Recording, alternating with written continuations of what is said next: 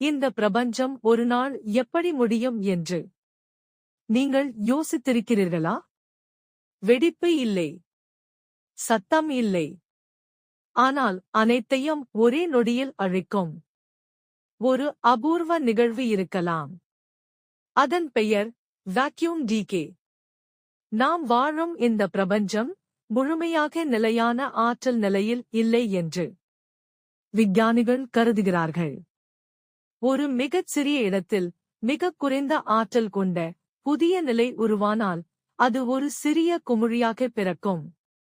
அந்த குமிழி ஒளியின் வேகத்தில் பரவி அணுக்கள், நட்சத்திரங்கள், இடம், காலம் அனைத்தையும் மாற்றி எழுதும்.